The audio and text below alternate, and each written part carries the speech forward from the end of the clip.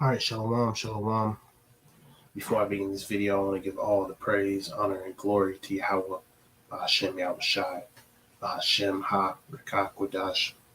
The honors to the elder apostles of Great Millstone, who will teach well from the elder apostle Tar on down. The sincere salutations to you, hopeful elect Akim, who are pushing this word all throughout the four winds of the earth. Okay, God Bahashem Yahushai, Bahashem Ha Rekakwadash. Rakathon to you, brothers, man. And the Spirit is on me to go into this. This is actually a reply to the Elder Yasharamba's video. His YouTube handle being Remnant Saved 144. Subscribe and be edified. I also put in the description box of this video a separate article about Cicero's Twitter. And I had watched this particular video, I believe, was it today? It may have been today or yesterday. I can't really recall. I want to say today. Just regarding how there's nothing new under the sun, and they had social media in ancient Rome, and this was a excellent video through the Spirit and power of Yahweh Hashem Yahshai. So I'm just going to go ahead and play it. Giving all praises to the Heavenly Father, Yahweh, Bahashem, Yahushai, Bahashem, Rachahakwarash. Double honors to the apostles, bishops, elders, and Great Millstone who rule well. Peace and salutations, as always, to the elect. And this is going to be another episode of how the image of the beast both speaks and lives in this modern day. As we know, the beast, all right, is the ancient Roman Empire, all right, which had a wound, all right, and the deadly wound was healed, starting at the Renaissance. The Renaissance period, brought back, the image of the Western Roman Empire that fell, that was ran by the Edomites. So we know for a period of 1,000 years, Rome, all right, along with Esau, Edom, the Western Roman Empire was done.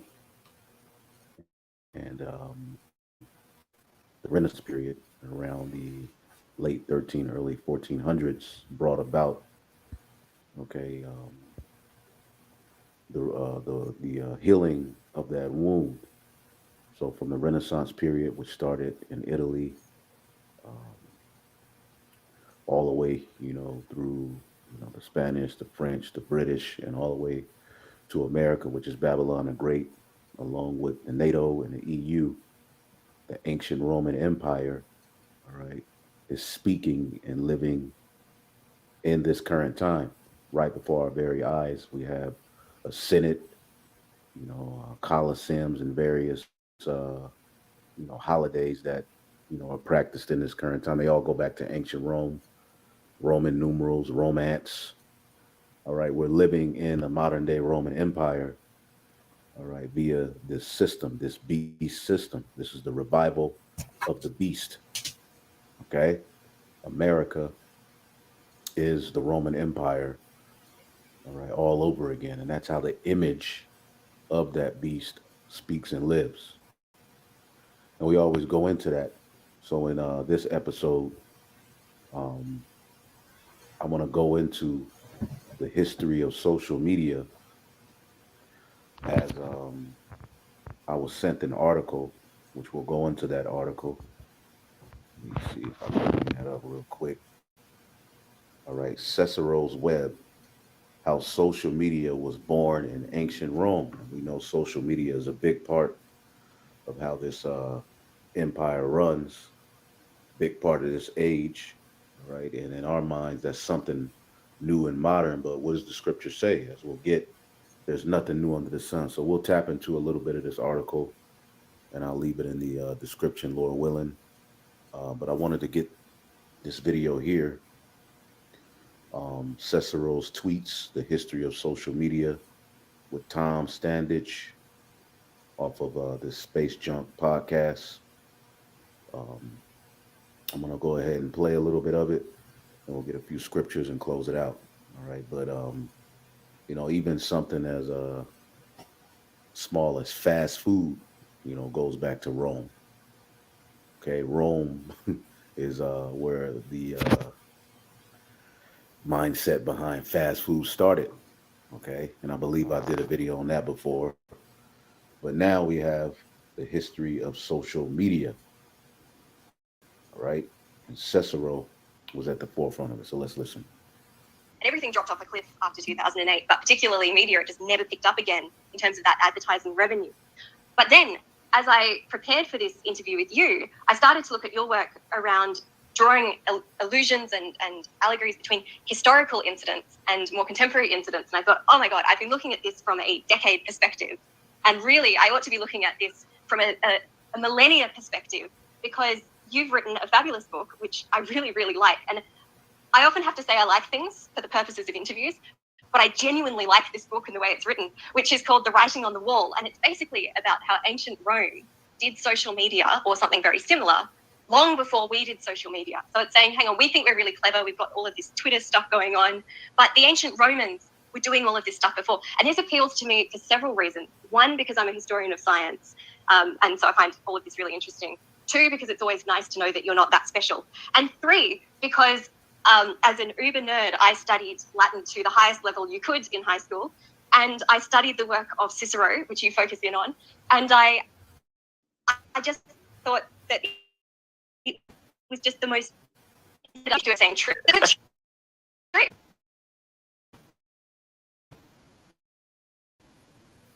Basically say, talk about that. Okay. So you write, to modern eyes, this all seems strangely familiar. Cicero was, to use today's internet jargon, participating in a social media system. That is, an environment in which information was passed from one person to another along social connections to create a distributed discussion or community. The Romans did it with papyrus rolls and messengers. Today, hundreds of millions of people do the same things rather more quickly and easily using Facebook, Twitter, blogs, and other internet tools. The technologies involved are very different, but these two forms of social media, separated by 2 millennia, share many of the same underlying structures and dynamics. They are two-way, conversational environments in which information passes horizontally from one person to another along social networks, rather than being delivered vertically from an impersonal central source. I'm throwing to you to comment. Yeah. So yes, it's my old joke again, which is that I only have one joke, but I like to think I tell it well. Yes, that social media is much older than we think it is, and in fact, if you look at the long history of media, and I start the Roman period just because that's the first time you've got a kind of reasonable level of literacy in the general population, possibly as high as a third.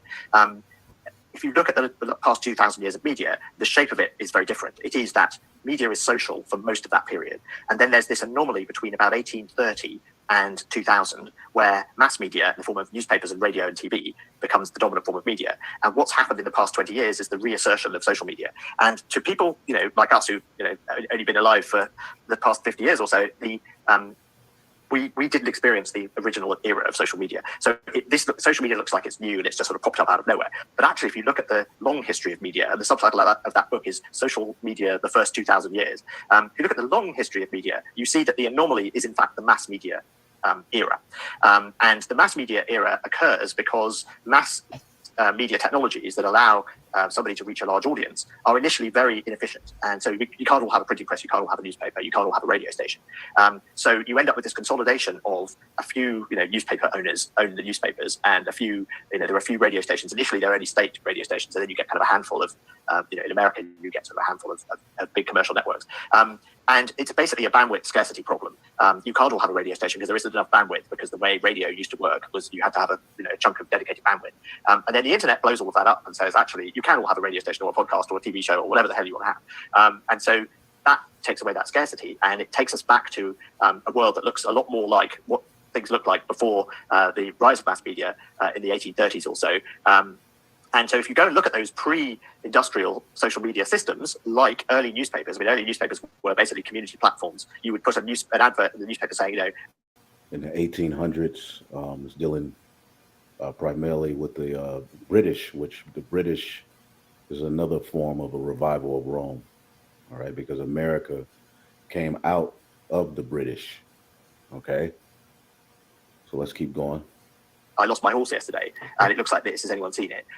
If you just go and look at early newspapers, this is what they're full of. This kind of gossip, and it's and then letters. Where we've heard this, or someone's written a letter to the paper, or we've heard this from the next town's newspaper. So we're reprinting this letter that they've got, and it's all being kind of passed around. And then before that, you get social media and these lots of other environments in coffee houses with pamphlets. The scientific revolution and the kind of the idea of scientific journals comes from the fact that Oldenburg and others are trying to figure out a way to basically connect all of Europe's scientists in one giant coffee house, and they figure out the way to do it is to kind of summarize the things they've been talking about in a journal, and then send that journal around. And then I kind of go back further. The kind of you get social poetry in the Tudor court, which is quite interesting. The sort of Facebook of the Tudor court. And then yes, probably my favorite example. I originally wanted to call the book Cicero's Web, and in Italian, the book is called I Tweets di Cicerone, I think, which is Cicero's tweets.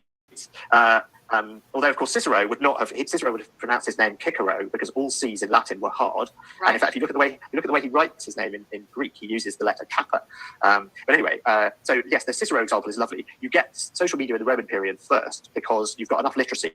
And you've also got the other thing you need for a social media system is cheap transmission from one person to another. Today we have broadband. The Romans had slaves, so they had scribes and they had messengers. And noblemen not really a nobleman, wealthy Romans like Cicero would have had a staff of people who would copy books for them and deliver messages for them. And the way books were actually, I have a section in the book on how book publishing worked. But books were originally a social medium, and they relied on person-to-person copying. And today we would look at that and go, that's piracy. But of course, they had no concept of that at the time. So if you wrote a book, so I would write a book and I would dedicate it to my Roman patron, who would have in fact paid me to he'd give me enough money to live on while I wrote the book. And I would then give the first proper copy of the book, beautifully written out and on scrolls, to that nobleman, and it would go in his library. And hopefully other big scholars and philosophers would go through it, and they'd say, oh, hey, you've got the new Thomas Standages, and they get it out and read it. They go, this is great, I've got to have a copy of this. And he'd go, leave it to me, I'll send you a copy. He would then get his scribes to make a copy of that whole book and then send it over to them, and then they would put it in their library, and then people would visit their libraries and go, oh, I see you've got this. And then if a book was really successful, you could tell, because if you went down to the bookshops, and there was a row in Rome where a particular place where the bookshops were, if you went into the bookshops and they had your book, that meant that enough people were asking for it that they had bothered to get some copies made of it, and that was a great sign of success. And as an author, you would be thrilled that there were pirate copies as we would now see them. But this is very much a sort of post industrial media way of looking at the world, which that's what makes the Bible so important, is simply the fact that the words that were inspired directly from the Heavenly Father, okay, through his son. These words were written down on scrolls, and the scrolls were unrolled, and they were read in the chief place of concords, or it's like the chief place of concords. So it was a big deal, back in those times, just like how it is now,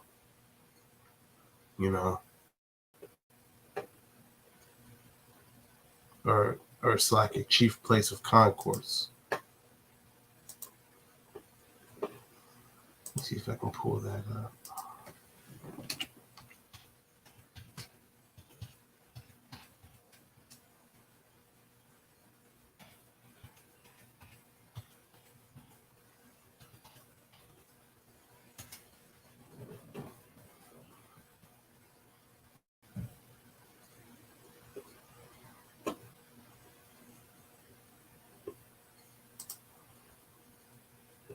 This is Proverbs 21. Proverbs. It's like it. Proverbs 1, and I'm going to start at 20. Wisdom crieth without, she uttereth her voice in the streets. Right? So the men of the Lord, back then would unroll scrolls, and they would read these scrolls, right?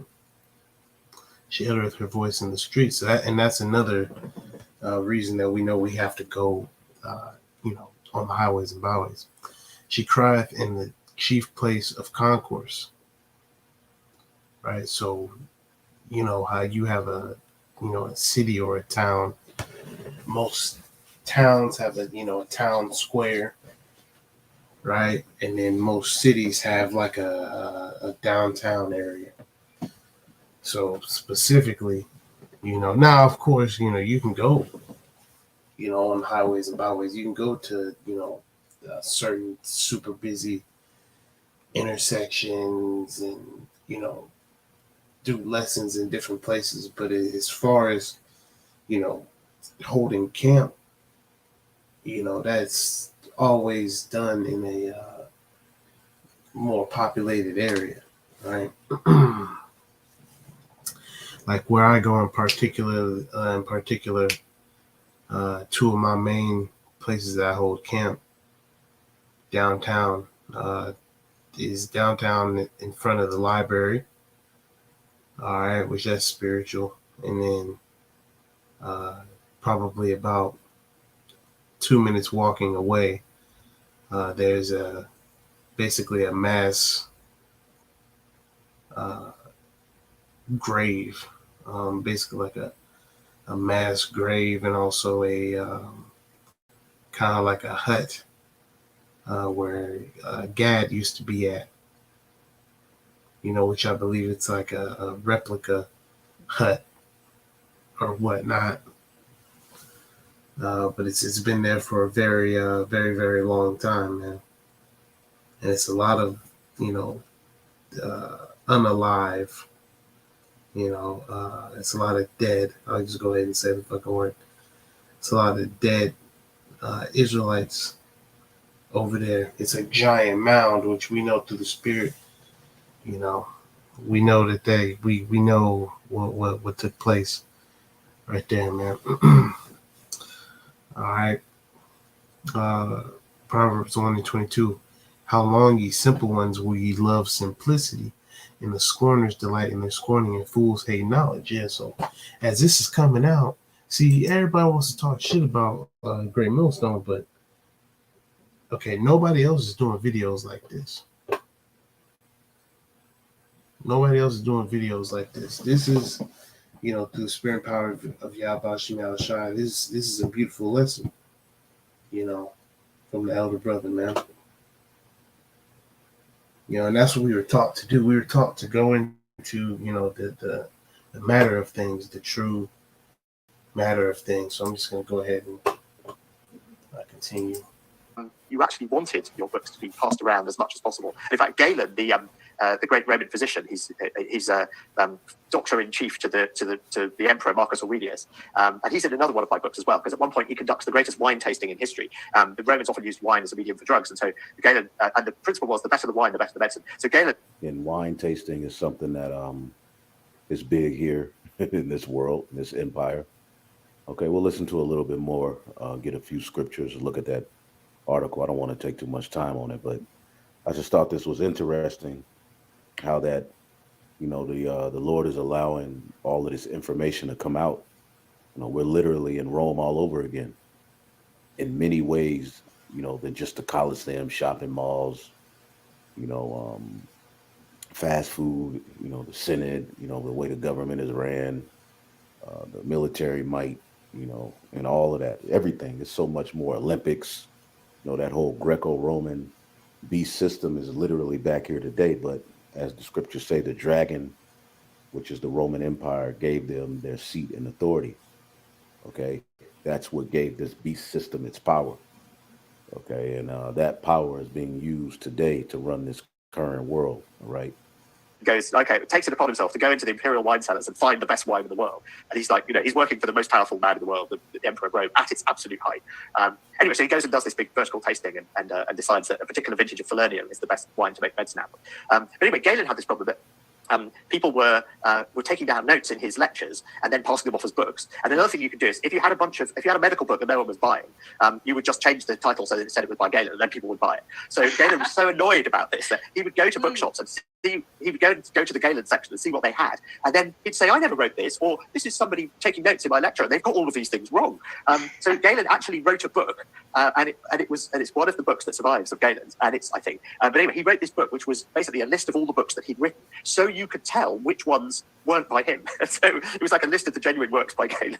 But anyway, these analogies, I think, they reveal both the similarities between those different media systems, but also it's another way of us looking at our own systems, and makes us realize that the idea of copyright, the idea of piracy, and in fact, in video games, there's what used to be called the Chinese model, which is a model where you give the game away and then you charge for the in-game add-ons. This is now a very, very popular model. But one of the reasons it emerged was that in China, it was a response to massive.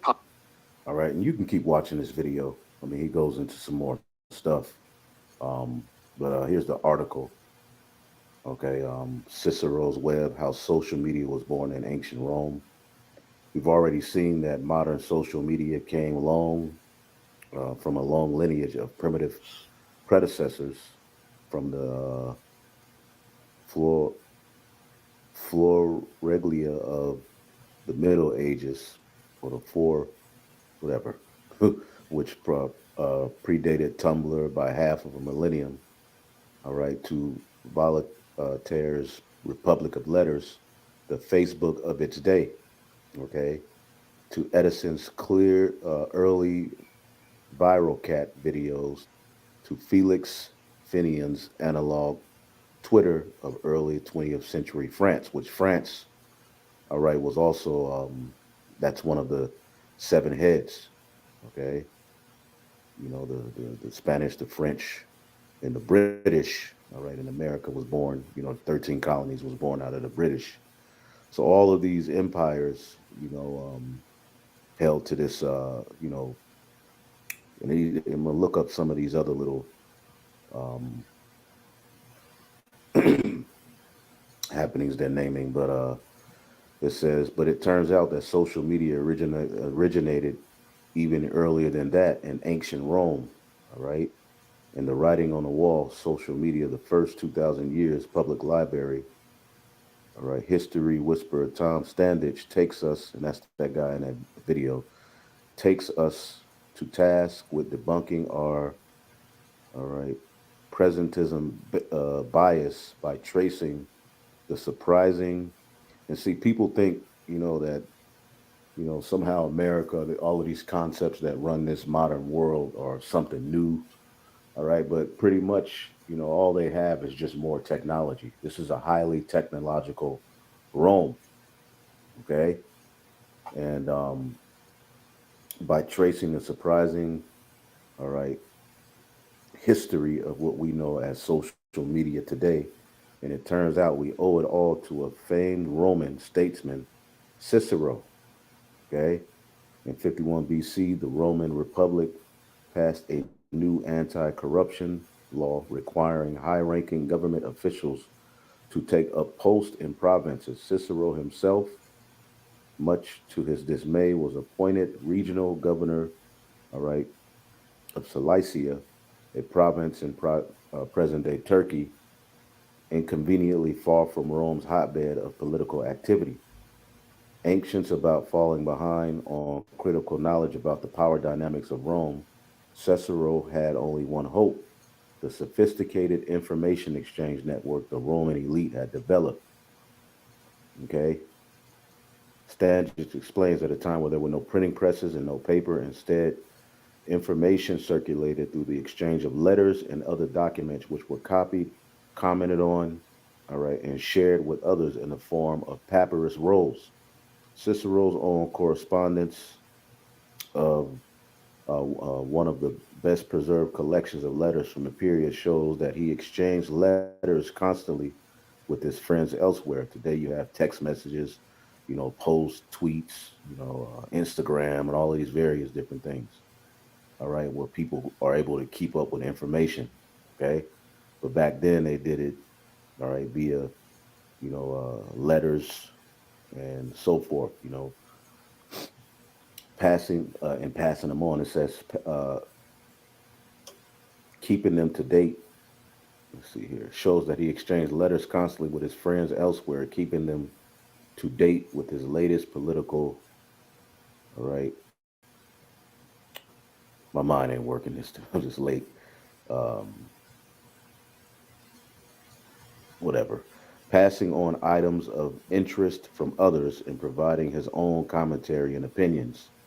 Letters were often copied, all right, shared and quoted on letters, all right, and other letters. Some letters were addressed to several people that were written to be read aloud or to be posted in general, all right, composition, all right.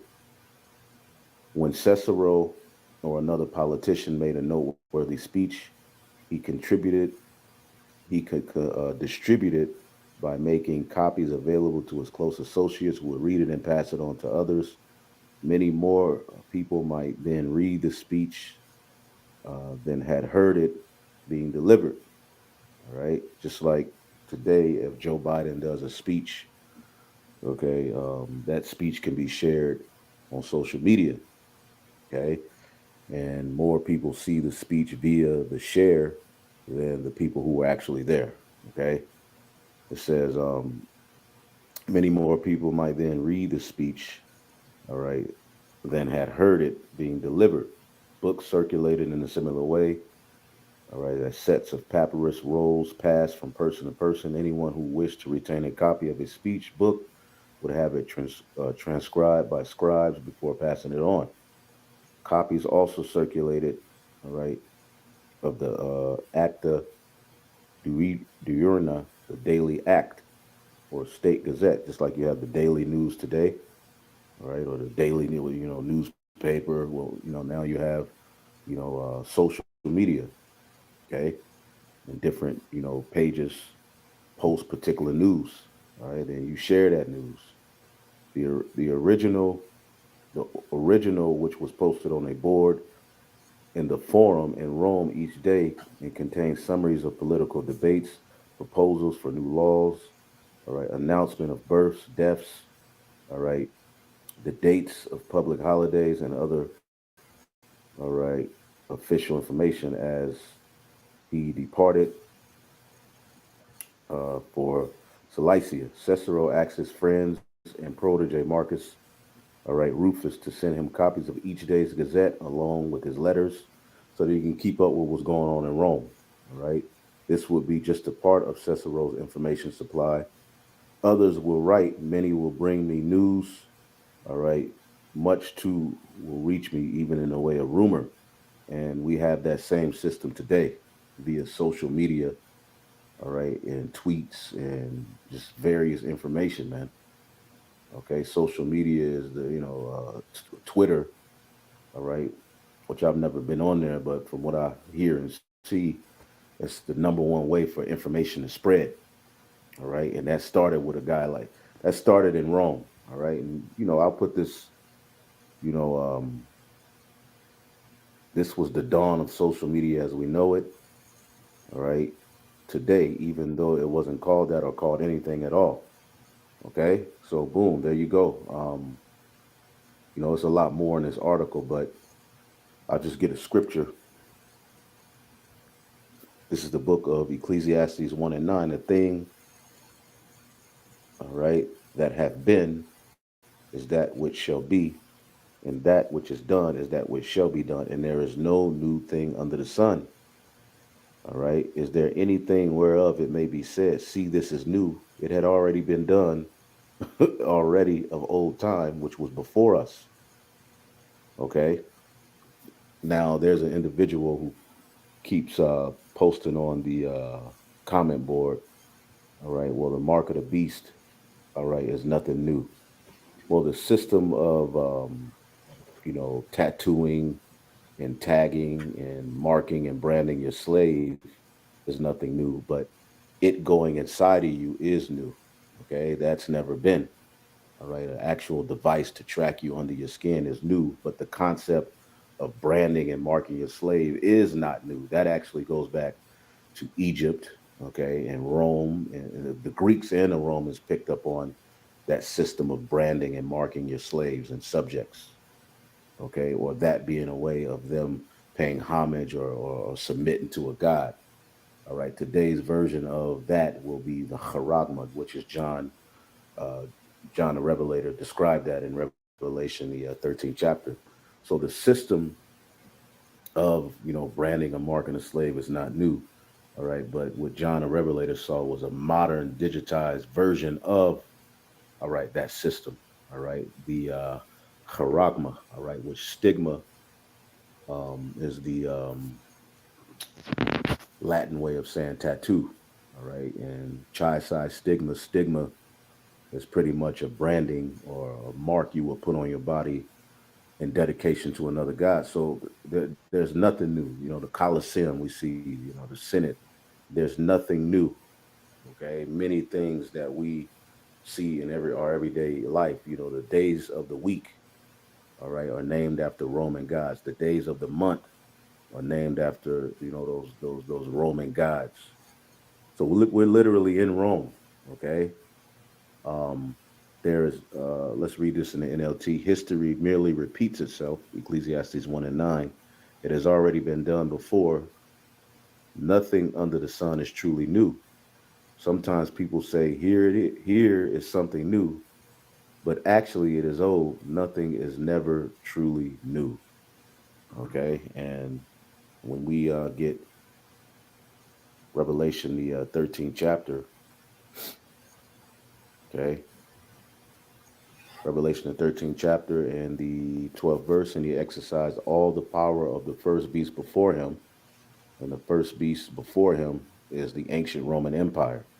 And this is speaking of Babylon the Great, the revival of Rome. And he caused the earth and them which dwell therein to worship the first beast, whose deadly wound was healed. And that's the ancient Roman Empire, in particular the ancient Western Roman Empire, okay, which was known as the pagan Roman Empire. All right. But the deadly wound was healed via the Renaissance, which we always go into. Renaissance means rebirth. Okay. And if you go into what the Renaissance brought back, it brought back pretty much the philosophies, ways, thinking, the healing practices of the ancient Western Roman Empire. Okay. So let's just jump to verse 15. And he had power to give life to the image of the beast. Okay. He had power to give life. Okay. Life. All right. Life is pneuma. I'm on the third person. All right. I'll go here. Sometimes referred to in a way which emphasizes his personality.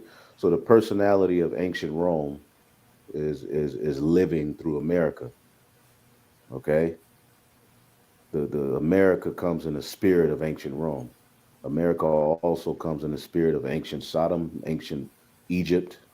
Okay. It's the mother of all harlots, sometimes referred to in a way which emphasizes to his work, power, spirit, okay, to give life.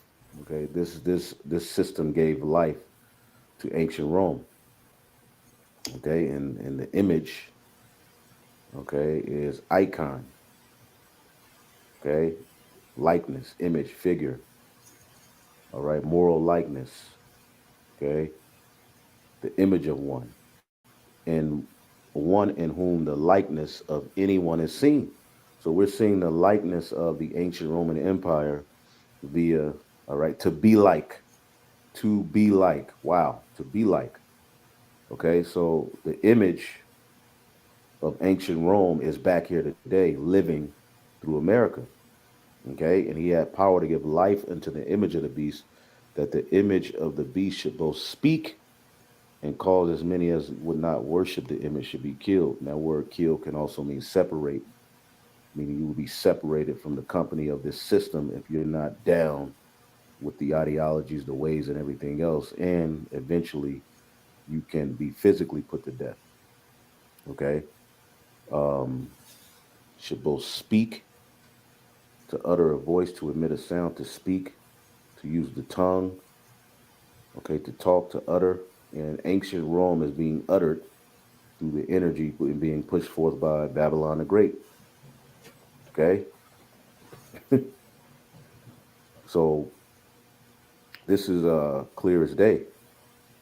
And to add social media in there, fast food, we all, we go into how, ancient Rome All right, let's just type that in, fast food.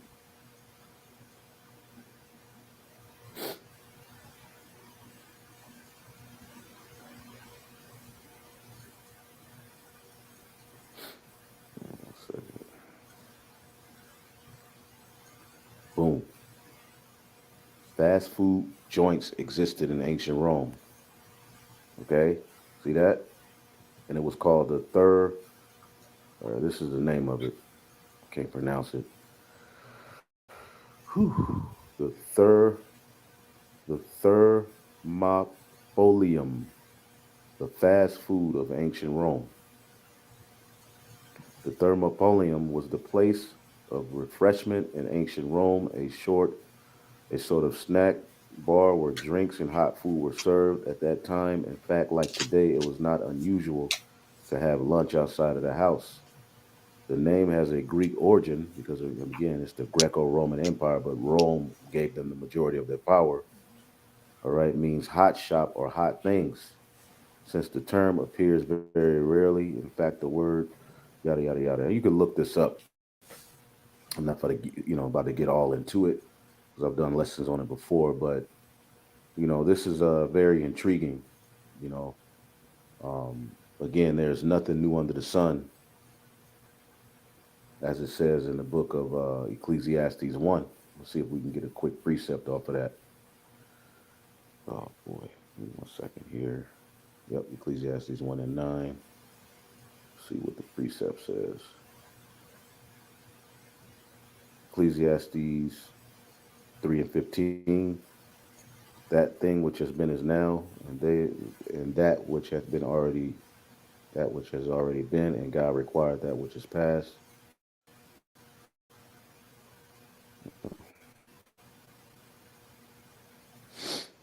That's pretty much it. So yeah, all right. I just wanted to tap into that, and hopefully you brothers and sisters were edified, man. On to the next. Shalom.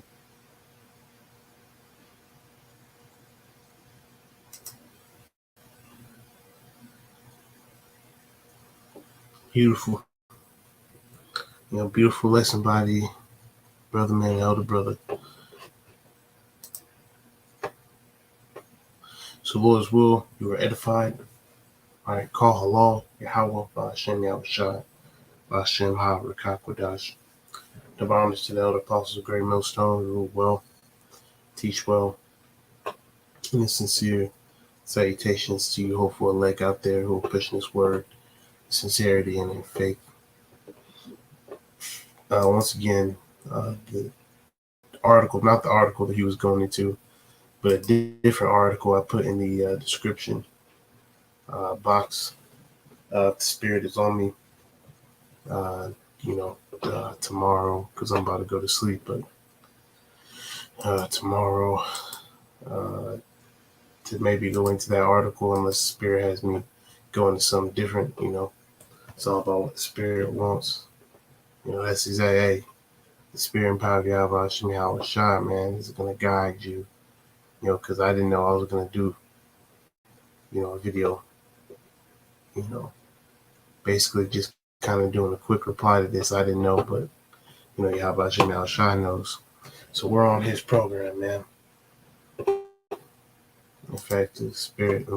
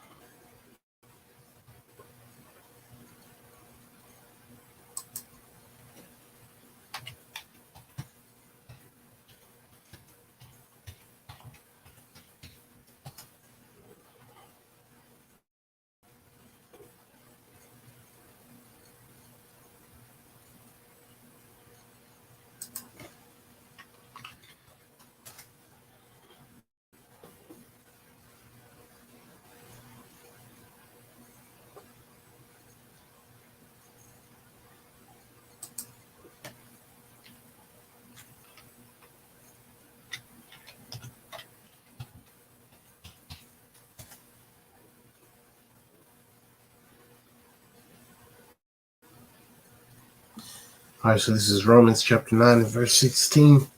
So then it is not of him that willeth, nor of him that runneth, but of Yahweh Hashem Yahushai that showeth mercy. And he shows mercy on us, by putting the Spirit on us, right?